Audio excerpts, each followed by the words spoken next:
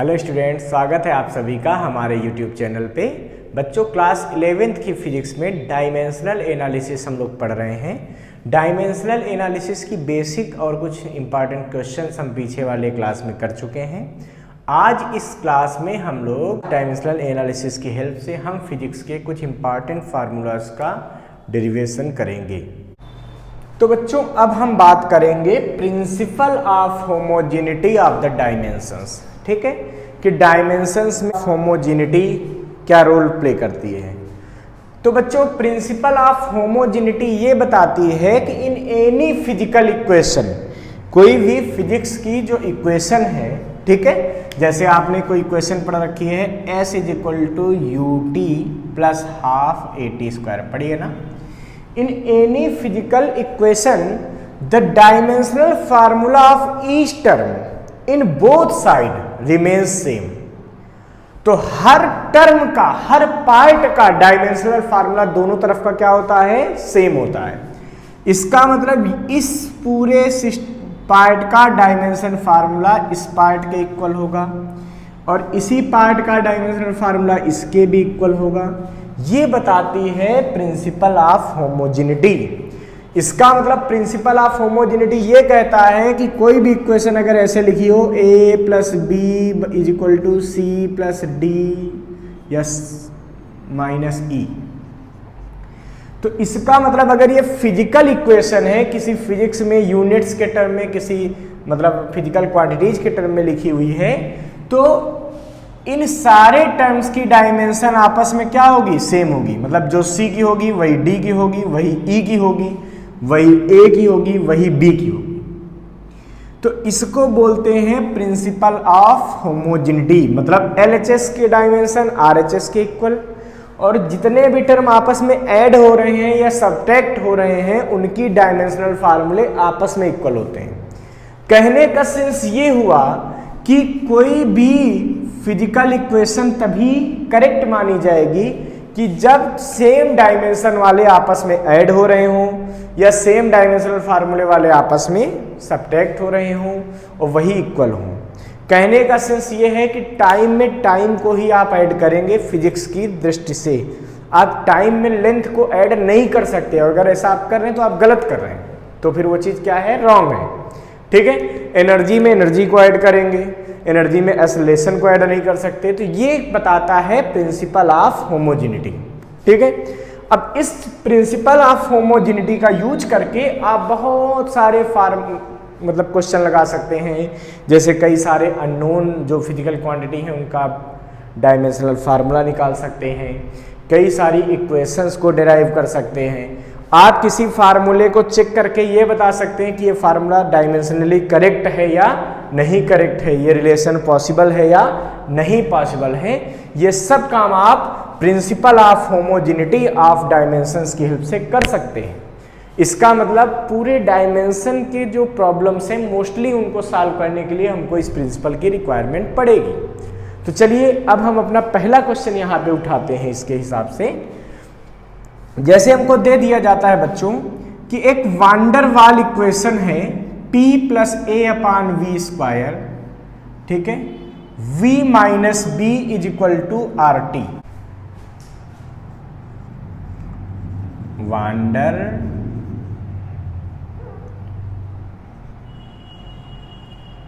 Waals equation. तो हमसे कहा गया in van der Waals equation find the dimensions of constant a and b। तो हमारा क्वेश्चन क्या हो गया? हमको a का डायमेंशनल फार्मूला फाइंड करना है और b का डायमेंशनल फार्मूला फाइंड करना है। जबकि बाकी चीजें जो बेसिक हैं वही दी गई हैं। जैसे p क्या है? प्रेशर होता है। इस इक्वेशन को जब पढ़ोगे तो वहां पे आप समझ जाओगे कि ये प्रेशर है। v क्या है? v वॉल्यूम है, तो चाहे कोई भी v हो, ये भी v वॉल्यूम है यहाँ पे। r क्या है? r is a gas constant and t is the temperature. t क्या है? उसका टेम्परेचर है गैस का। ठीक है।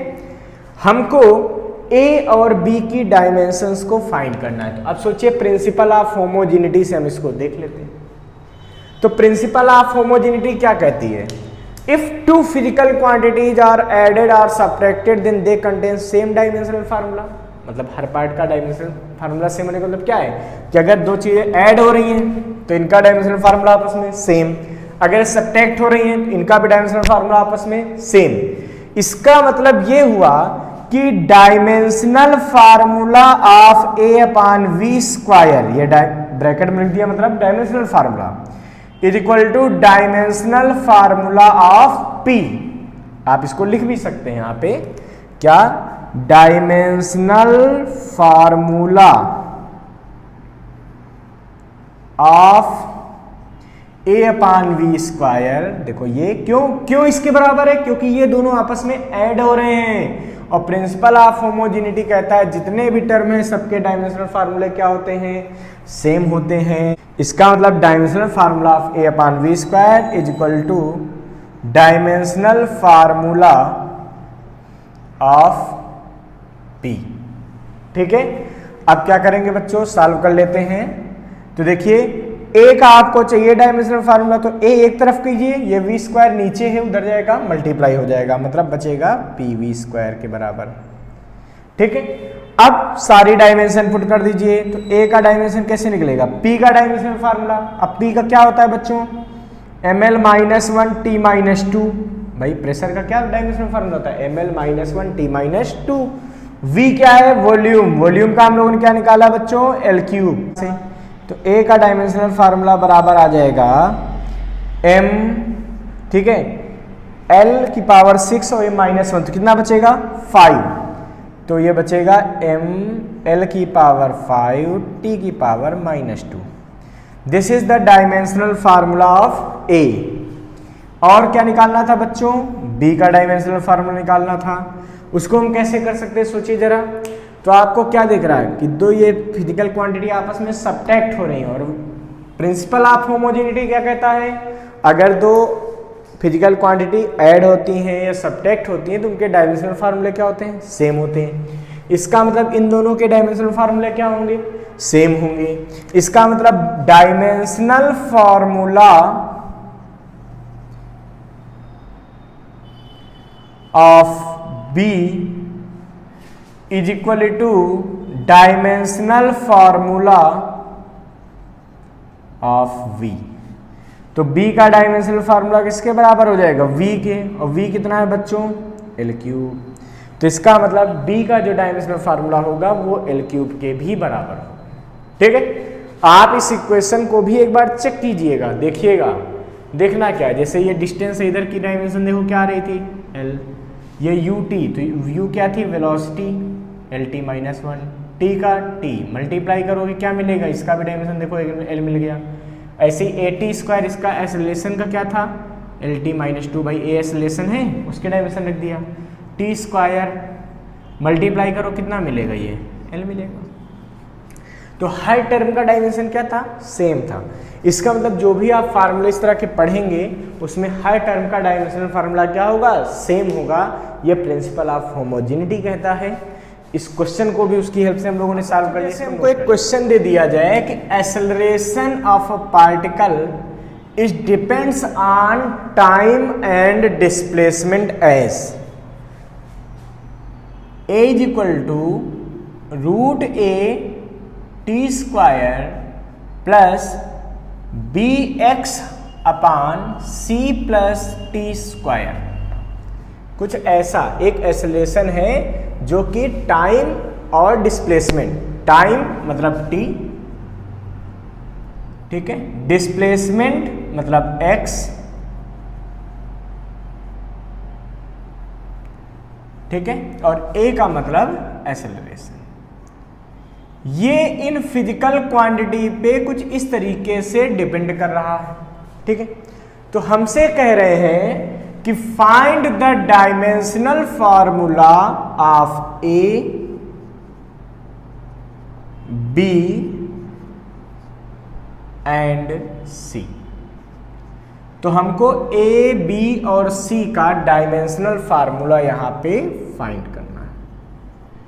तो हम ये कैसे फाइंड कर सकते हैं, जरा इस बात पे चर्चा करते हैं।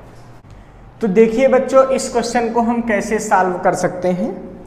तो इसके लिए सबसे पहले तो प्रिंसिपल ऑफ होमोजेनिटी हम यूज करेंगे। वो क्या बताती है, वो कहती है कि हर टर्म का डायमेंशनल फार्मूला क्या होता है, किसी इक्वेशन में सेम होता है। मतलब इस टर्म का जो भी डायमेंशनल फार्मूला आएगा वो इस टर्म के भी डायमेंशनल फार्मूले के इक्वल होगा, और इस पूरे टर्म का जो डायमेंशनल फार्मूला आएगा वो इसके भी इक्वल होगा।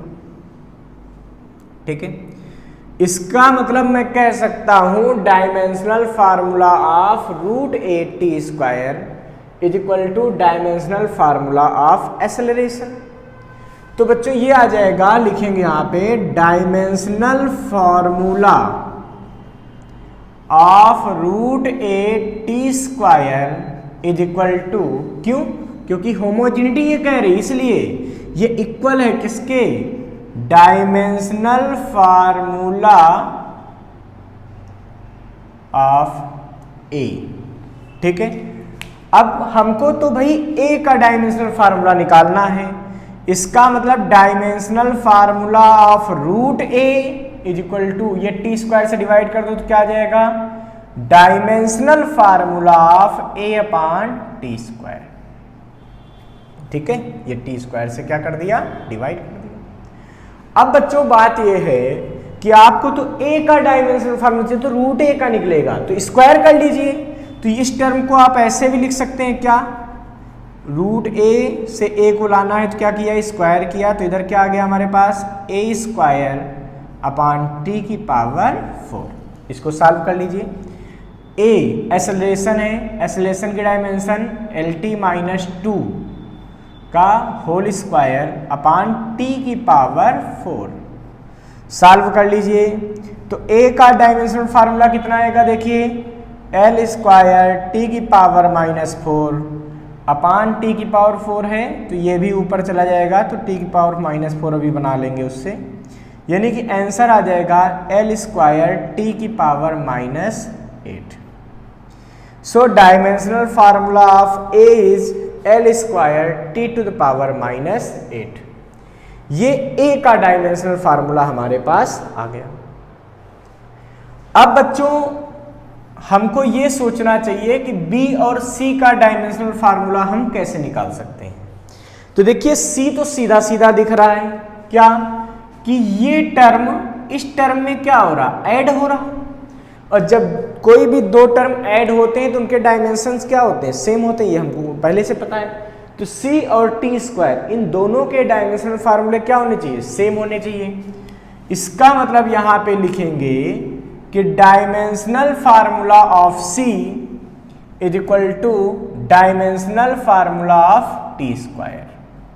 तो जब इसको सॉल्व करेंगे तो c का डायमेंशनल फार्मूला सीधा सीधा आ गया, t⁻2। ये c का डायमेंशनल फार्मूला आ गया। ठीक है, अब हमको चाहिए बच्चों b का डायमेंशनल फार्मूला। तो हम क्या करेंगे, अब अपना होमोजेनिटी का प्रिंसिपल यूज करेंगे कि इस बॉक्स का डायमेंशन इज इक्वल टू इसका डायमेंशन इज इक्वल टू इसका डायमेंशन। तो इसका डायमेंशन भी a के बराबर होना चाहिए, इसका भी डायमेंशन a के बराबर होना चाहिए, इन दोनों का आपस में बराबर, यही तो कहता है होमोजेनिटी। तो देखिए इसका डायमेंशन उठाइए, इसके बराबर कर दीजिए, मतलब dimensional formula of a is equal to dimensional formula of bx/c+t²। यहां से b का डायमेंशनल फार्मूला आप निकाल लीजिए, क्यों, क्योंकि c का पता है आपको। यहां से देखिए क्या आएगा, a × c+t²/x।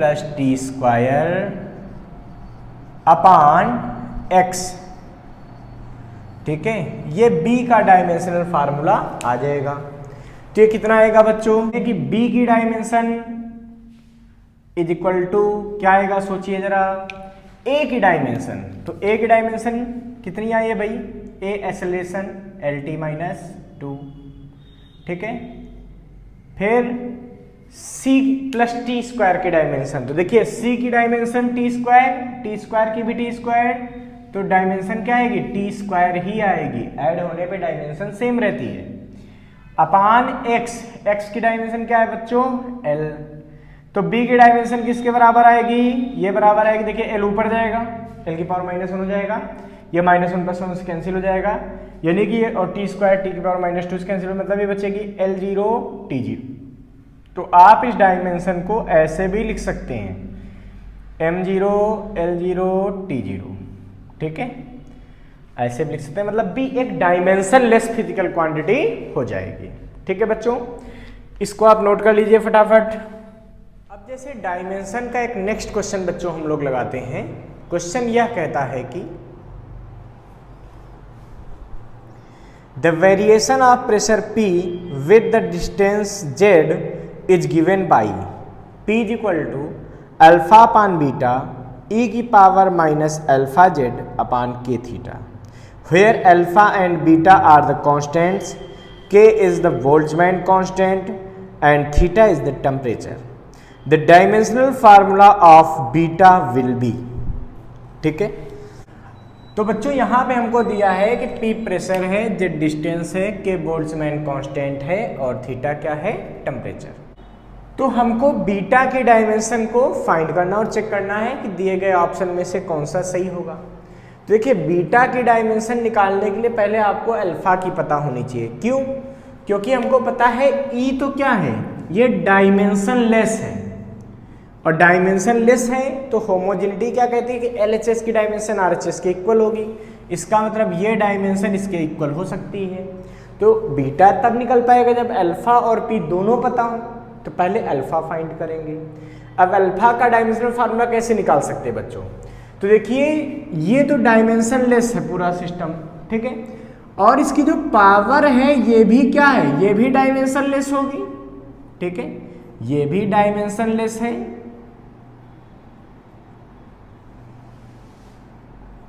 और ये पावर भी डायमेंशन लेस होगी।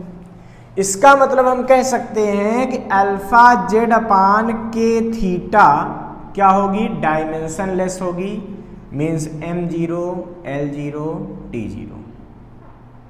ठीक है, तो अल्फा जेड अपान के थीटा क्या हो गया, dimension less, means m0 L0 T0। यहां से बच्चों आप अल्फा की वैल्यू को फाइंड कर सकते हैं। कैसे निकलेगा, m0 L0 T0 इंटू के थीटा, इनकी डायमेंशन मतलब अपान में जेड, वैल्यू पुट कर दीजिए। क्या आंसर आएगा जरा देखिए। तो अल्फा इज इक्वल टू आ जाएगा m0 L0 T0, तो आप लिखिए या ना लिखिए इससे कोई फर्क नहीं पड़ेगा। के का डायमेंशनल फार्मूला क्या होता है, तो बोल्ट्जमैन का डायमेंशनल फार्मूला आप याद कर लीजिए, ml² T-2 थीटा -1। ये डायमेंशनल फार्मूला किसका है, के का, यानी कि बोल्ट्जमैन कांस्टेंट का।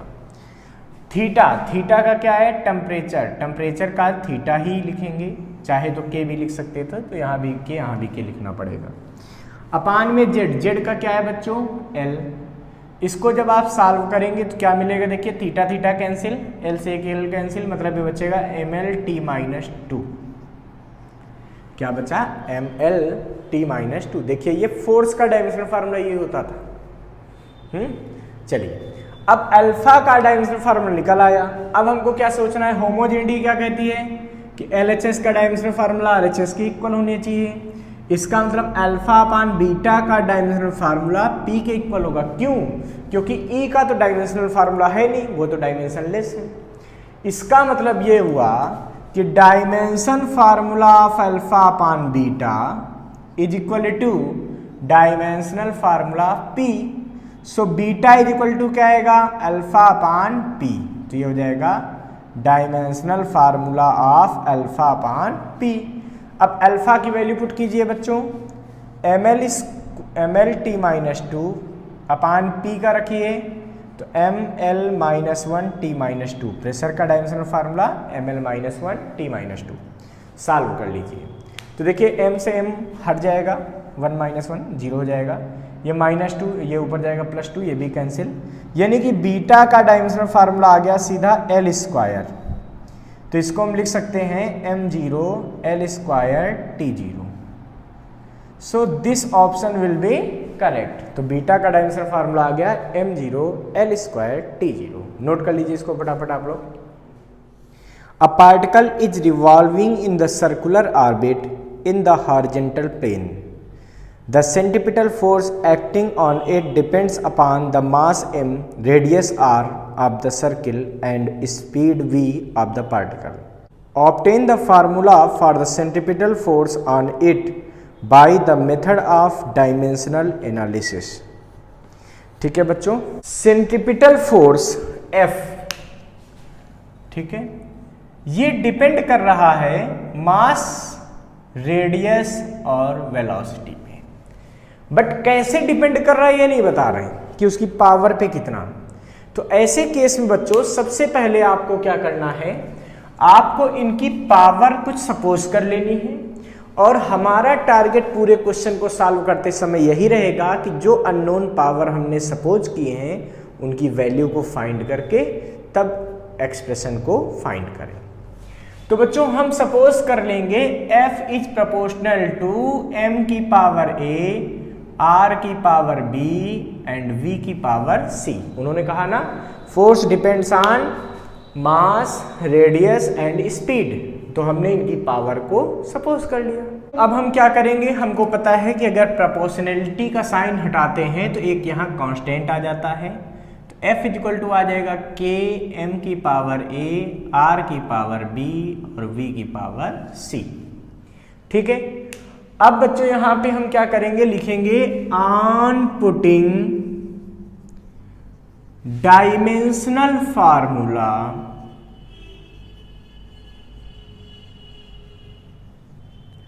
ऑफ बोथ साइड, हम दोनों तरफ का डायमेंशनल फार्मूला पुट करेंगे बच्चों।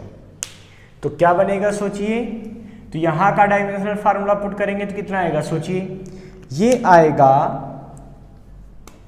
फोर्स का यानी कि mlt-2 इज इक्वल टू के तो प्रोपोर्शनलिटी कांस्टेंट है तो इसका कोई डायमेंशन नहीं होता है, ये डायमेंशन लेस क्वांटिटी होती है, मतलब इसकी कोई डायमेंशन नहीं।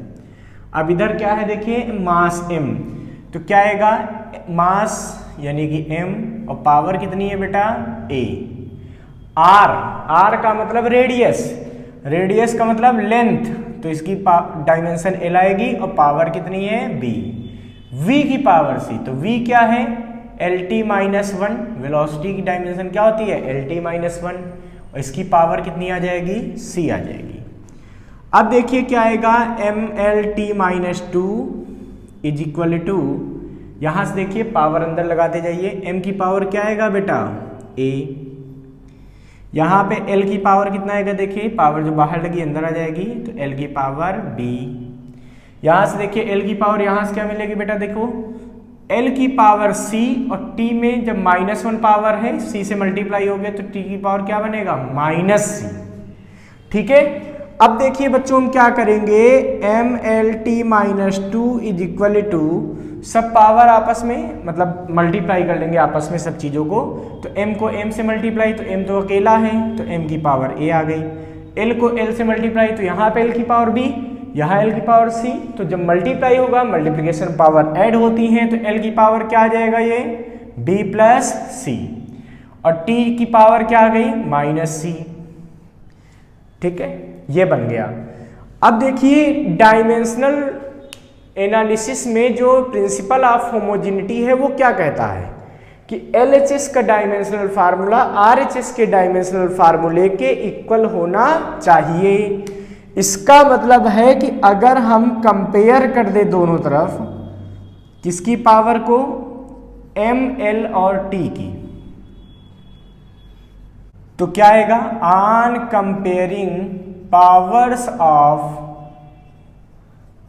m, l, t, तो हमारे इस मतलब होमोजेनिटी प्रिंसिपल के हिसाब से क्या होना चाहिए, इधर m की पावर इधर m की पावर सेम होनी चाहिए, इधर जो भी l की पावर है वो इधर l की पावर के सेम होनी चाहिए, इधर जो भी t की पावर है वो इधर t की पावर के सेम होनी चाहिए, तभी तो फार्मूला एग्जिस्ट करेगा। वो क्या कहता है LHS का डायमेंशन RHS के बराबर, तो LHS में जितना m की पावर उतना RHS में m की पावर होनी चाहिए, LHS में जितना l की पावर उतना RHS में l की पावर, जितना t की पावर वैसे ही t की पावर। यानी कि इसको अगर हम बेसिकली सॉल्व करते हैं तो m की पावर क्या है a, यहाँ पे m की पावर क्या है 1, तो a इज इक्वल टू कितना होना चाहिए 1। क्यों? दोनों तरफ की पावर क्या होनी चाहिए सेम, तो यहाँ m की पावर इज इक्वल टू इधर की m की पावर। सेम ऐसे यहाँ पे l की पावर क्या है बेटा b प्लस c, इस साइड l की पावर क्या है 1, तो b प्लस सी किसके बराबर होनी चाहिए 1 के बराबर होनी चाहिए। यहाँ पे t की पावर कितनी है देखिए माइनस सी, यहाँ पे t की पावर कितनी है -2, और दोनों तरफ t की पावर सेम होने का मतलब क्या है -c इज इक्वल टू -2। ठीक है, ये माइनस माइनस प्लस हो गए, तो देखिए ये बनी इक्वेशन 1, ये बनी इक्वेशन 2 और ये बनी इक्वेशन 3। अब देखिए a और c दो वैल्यू तो हमको मिल गई और हमारा टारगेट था a b c को फाइंड करना। तो बचा कौन है फाइंड करने के लिए भाई a c मिल गया, तो बचा कौन b। तो b को फाइंड करने के लिए हम क्या करेंगे, लिखेंगे यहाँ पे put c is equal to 2 in equation second. इधर लिख लेते हैं, तो हमें ये मिलेगा बच्चों b प्लस c की जगह 2 इज इक्वल टू 1, तो b इज इक्वल टू कितना बचेगा देखो -1। क्यों? ये 2 उधर जाएगा तो माइनस का 2, तो 1 - 2, यानी कि इसको हम ऐसे कर सकते थे b इज इक्वल टू 1 - 2, तो आंसर कितना आएगा -1। ठीक है, अब a b c तीनों वैल्यू को यहाँ पे पुट कर देंगे, तो हमें क्या मिलेगा बच्चों, यहां से मिलेगा, यहां पे लिखेंगे पहले क्या, on putting value of a b and c, तो ये वैल्यू बच्चों पुट कर दीजिए कहां पे, इन इक्वेशन 1, इन,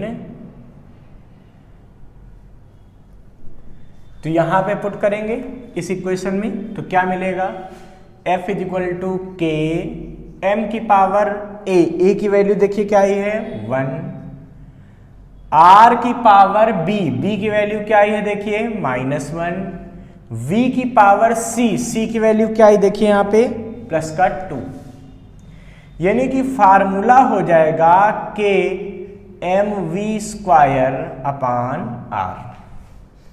देखिए बच्चों आपका यही फाइनल आंसर हो जाएगा जब तक आपको इसका रियल फार्मूला सेंट्रीपिटल फोर्स का ना पता हो।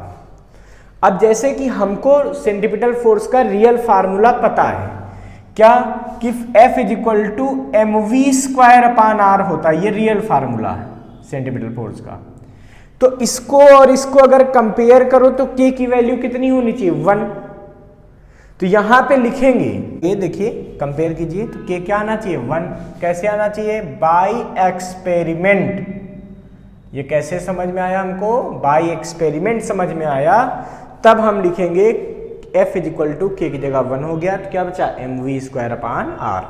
लेकिन आप ये काम केवल तभी करेंगे जब आपको रियल फार्मूला मालूम हो, ठीक है, वरना यही हमारा फाइनल आंसर हो जाएगा। नोट कर लीजिए फटाफट इसको बच्चों। तो बच्चों डायमेंशनल एनालिसिस के एप्लीकेशन पर एक और हमारे पास क्वेश्चन आता है कि a body of mass m suspended from an ideal spring is executing simple harmonic oscillations, the force constant of the spring is k and the time period of the body is t. So by dimensional method that the formula t is equal to 2 pi m upon k is incorrect. Establish its correct form. तो देखिए बच्चों इस question में हमसे कहा गया है कि time period t is equal to 2 pi m upon k, और ये फार्मूला हमको इनकरेक्ट प्रूव करना है। ठीक है, तो हम क्या करेंगे, होमोजेनिटी को यूज करने की कोशिश करेंगे। अगर होमोजेनिटी प्रिंसिपल लागू नहीं होता, इसका मतलब LHS की डायमेंशन और RHS की डायमेंशन सेम नहीं होती, तो फार्मूला 100% इनकरेक्ट है। समझ रहे हैं? तो पहले तो हमको ये प्रूव करना है कि ये इनकरेक्ट फार्मूला है, इसके बाद हमको इसका करेक्ट फॉर्म भी डिराइव करना है। ठीक है बच्चों, क्वेश्चन क्लियर हो गया।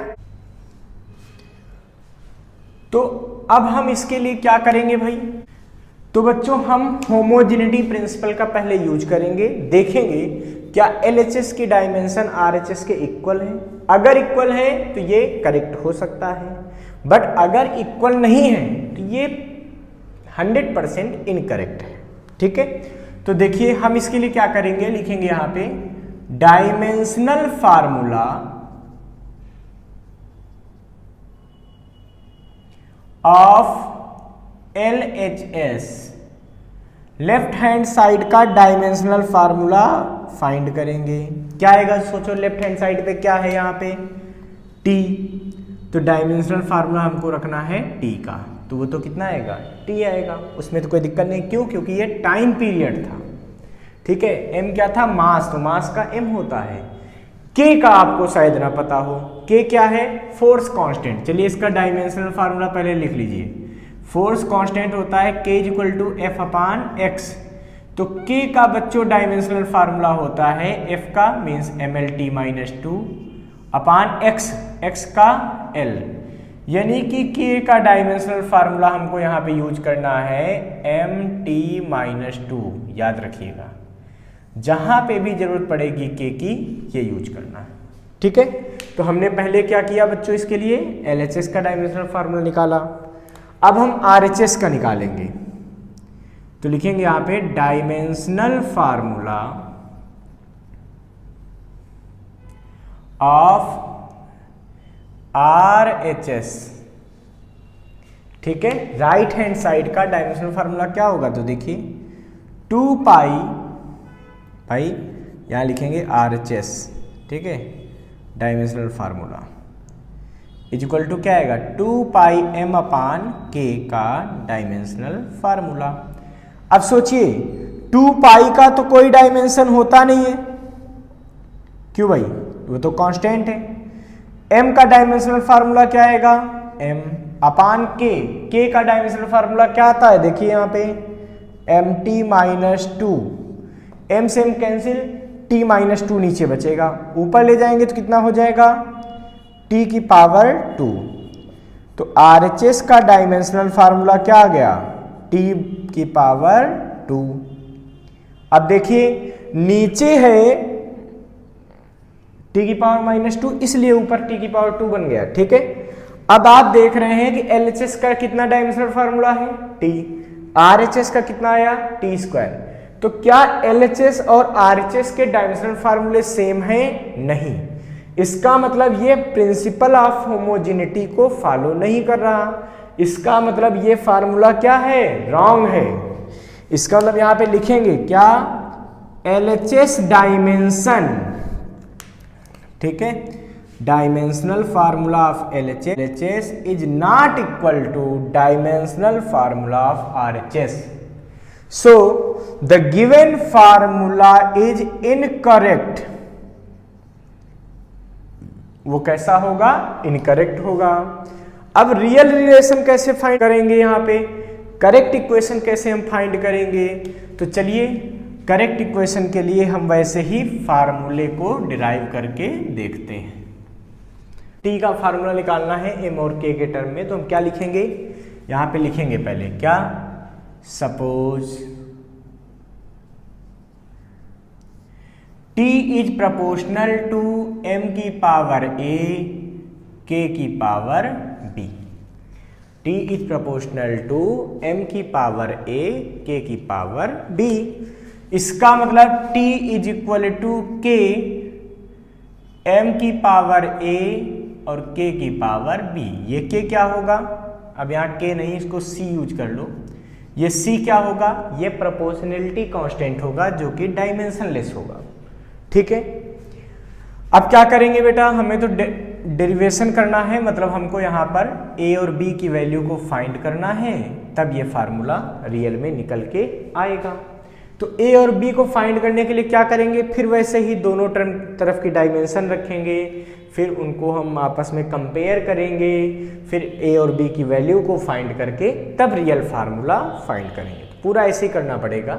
चलिए शुरू करते हैं। तो लिखेंगे यहाँ पे ऑन पुटिंग डायमेंशनल फार्मूला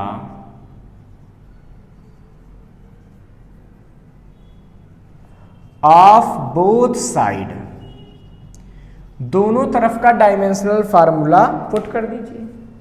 तो क्या होगा बच्चों, इधर का डायमेंशनल फार्मूला तो टी ही आएगा भाई, टाइम पीरियड का टी होता है। सी तो कांस्टेंट था, उसका कोई डायमेंशनल फार्मूला नहीं होगा, ये डायमेंशनलेस है। तो यहाँ पे m मास का डायमेंशन m यानी कि इसकी पावर a, और k का मतलब देखिए mt-2, और इसकी डायमेंशन कितनी आएगी b। ठीक है, थोड़ा और सॉल्व कीजिए। इधर t है, इधर क्या आएगा देखिए m की पावर a यहाँ से आएगा और b यहाँ से आएगा, तो यानी कि m की पावर क्या बन जाएगी a प्लस b। t की पावर कितनी आ जाएगी -2b।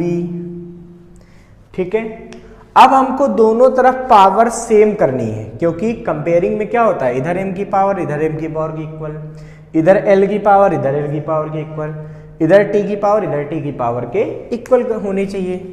तो देखिए यहां पे लिख देंगे on comparing powers of m, l and t। ठीक है, तो देखिए इधर m की पावर कितनी है a प्लस b, इधर m की पावर कितनी, m है ही नहीं। जो चीज नहीं है उसकी पावर 0 तो लिखी जा सकती है कभी भी जरूरत पड़ने पे। तो यहाँ m की पावर क्या है a प्लस बी, यहाँ m की पावर क्या है 0, तो यानी कि a प्लस बी कितना आ गया 0 आ गया, एक चीज मिल गई।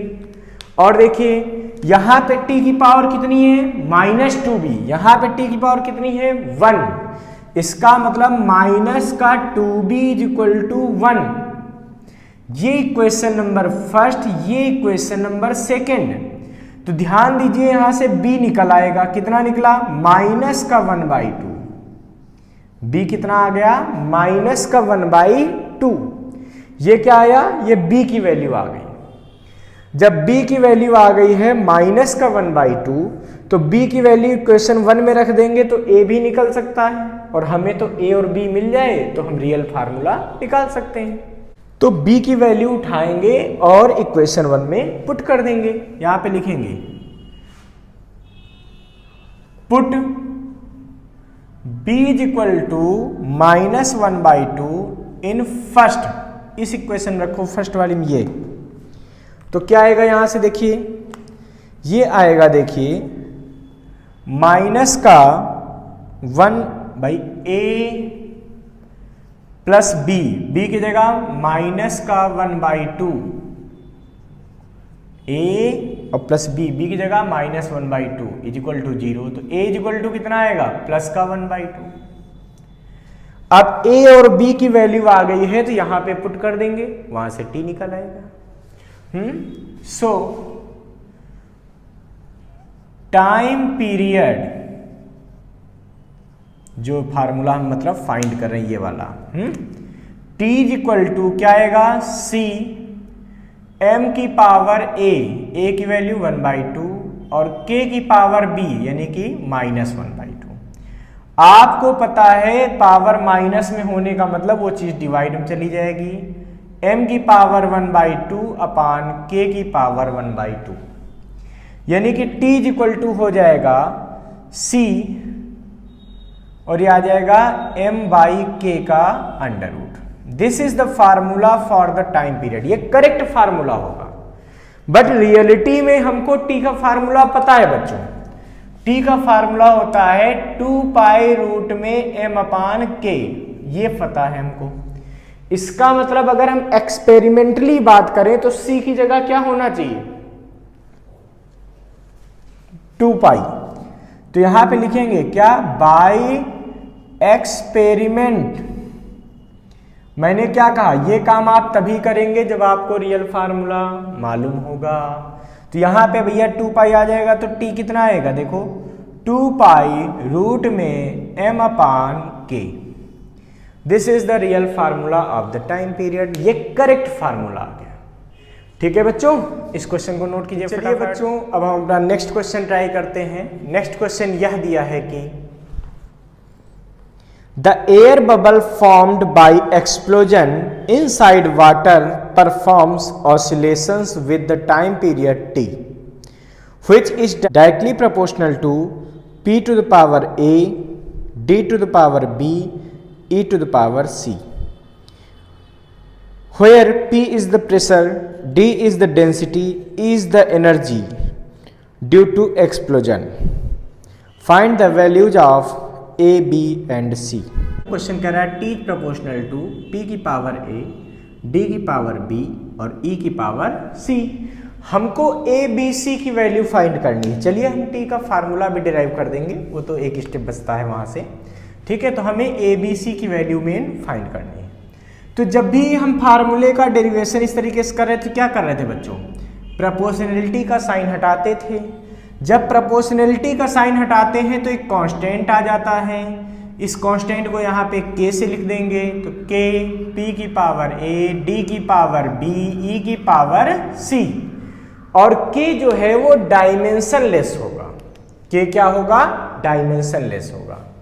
ठीक है, अब हम क्या करेंगे बच्चों, यहां पे लिखेंगे ऑन पुटिंग डायमेंशनल फार्मूला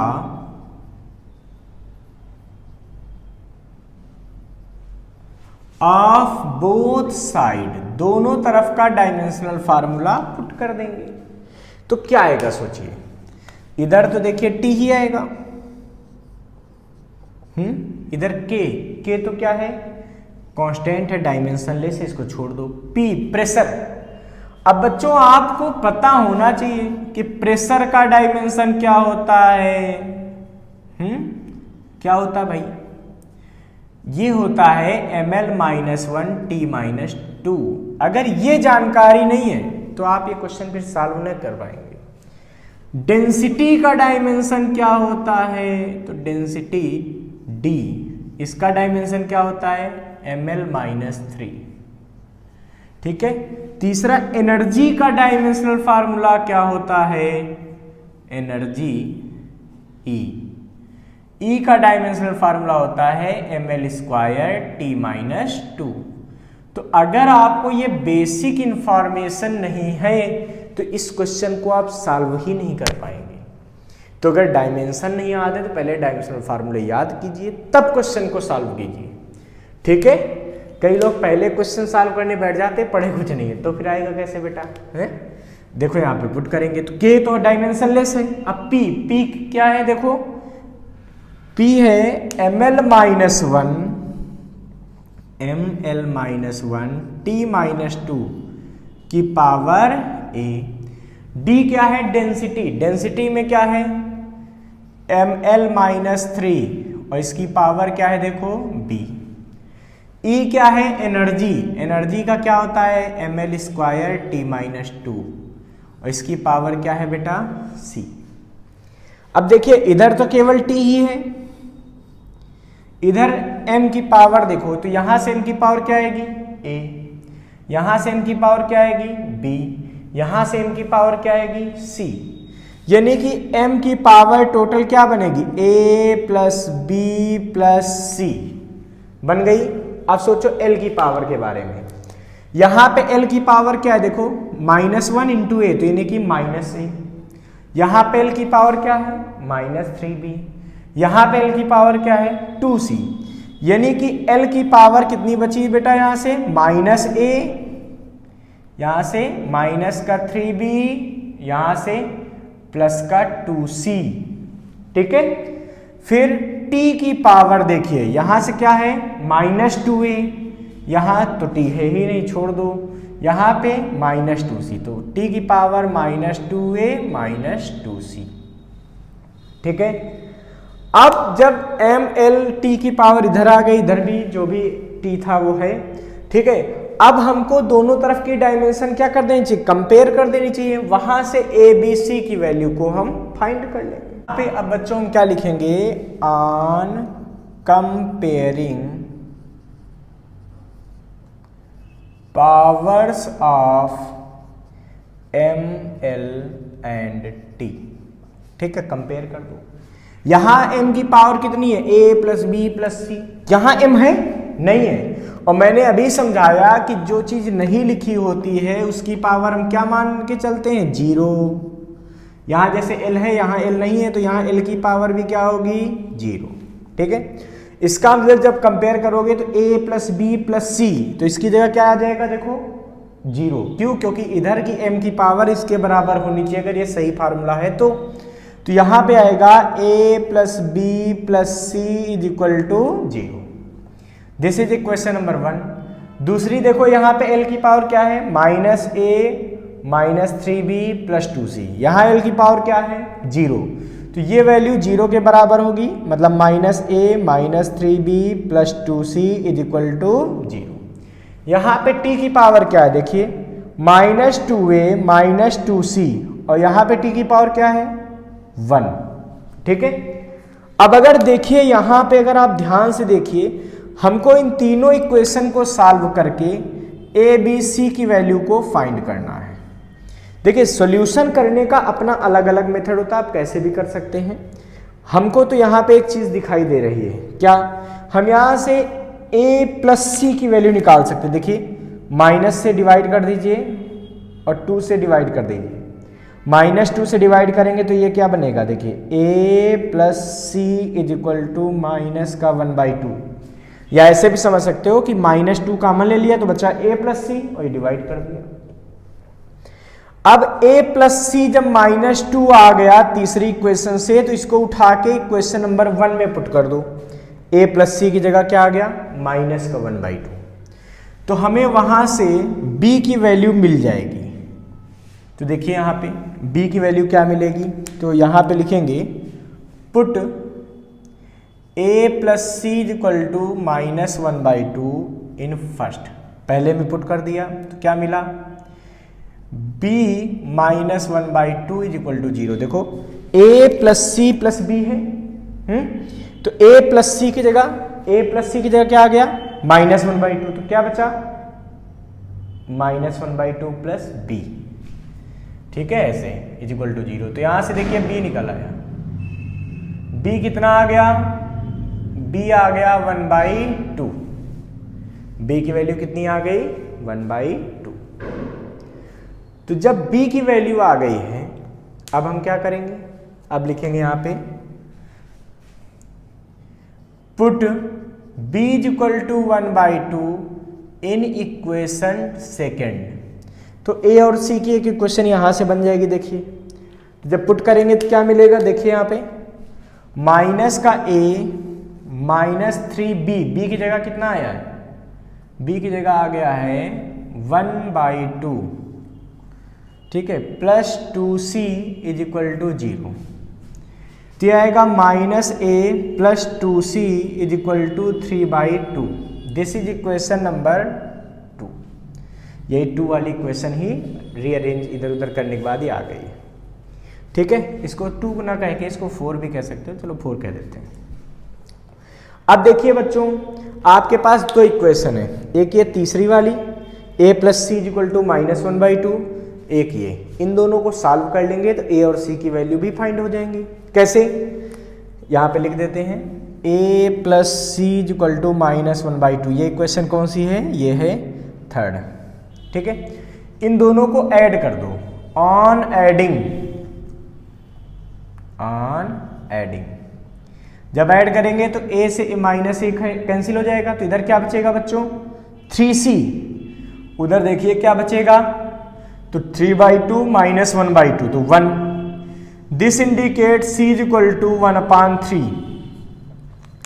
इसका मतलब जो c है ये कितना बचा, ये बचा है 1/3। जब c की वैल्यू 1/3 आ गई है तो c की वैल्यू क्या करो, यहां पे पुट कर दो, a निकल आएगी। Put c is equal to 1/3 in third. जब पुट करेंगे यहाँ पे तो क्या मिलेगी सोचिए, a plus 1/3 is equal to minus 1/2। This indicate a is equal to क्या आएगा भाई माइनस 1/2 माइनस 1/3, तो a इज इक्वल टू आएगा माइनस का 5/6। a कितना आ गया माइनस का 5/6। तो देखिए a b c तीनों निकल आए, a कितना निकला -5/6, b कितना निकला 1/2, c कितना निकला 1/3। क्लियर हो गई बात। इसको आप पहले नोट कर लीजिए। बच्चों जब ABC की वैल्यू आ गई है तो ये फार्मूला भी आप यहां से फाइंड कर सकते हैं, अगर जरूरत होती तो कैसे निकालते हैं, तो T बराबर आ जाता है K P की पावर -5/6 D की पावर B की जगह 1/2 और E की पावर C की वैल्यू 1/3। तो ये इसका फार्मूला भी बनाया जा सकता था अगर हमें रिक्वायरमेंट होती तो। ठीक है बच्चों, फटाफट इसको आप लोग नोट कर लीजिए। और बच्चों ध्यान रखिए, हमारे चैनल के साथ जुड़े रहिए, इसको लाइक, सब्सक्राइब और शेयर करते रहिए, अपने दोस्तों को हमारे साथ जोड़ते रहिए ताकि वो आसानी से फिजिक्स सीख सकें। Thank you.